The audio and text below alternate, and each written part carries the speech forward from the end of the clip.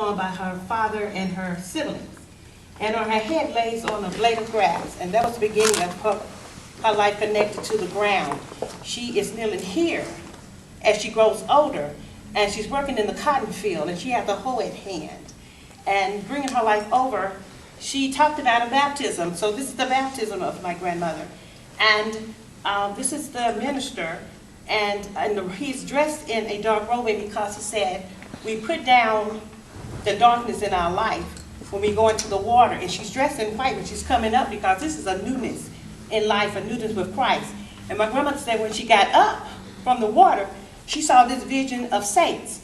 So I put them in an organic field to capture that feeling that she said. And here is my grandmother as she is embraced with her children. She had them gathered because family was a close-knitted thing for her. And I put her in a halo because she was my angel. And next to her is her husband.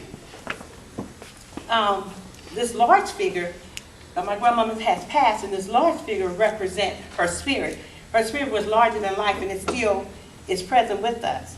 Here's the death mask from her funeral, and the four figures you see here are her children in mourning.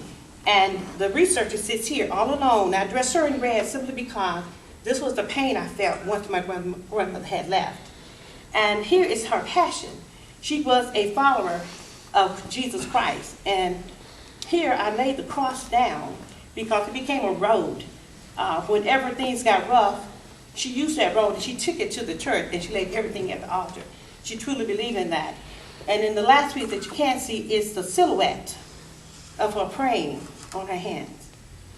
And this was based on Aaron Douglas's work. This one is based on Archibald Motley Jr. He had a love for his grandmother. He did a painting called Mending Socks. So when I did mine, this is the last 6 weeks of my grandmother's life.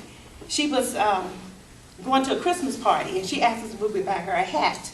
So we bought her a red hat, and as you see, she's in her night clothes. When we made it to her house, she was already dressing for bed. So she took the hat out, she put it on her head, and she posed for it. She says, somebody take my picture. I said, we'll take your grandmother.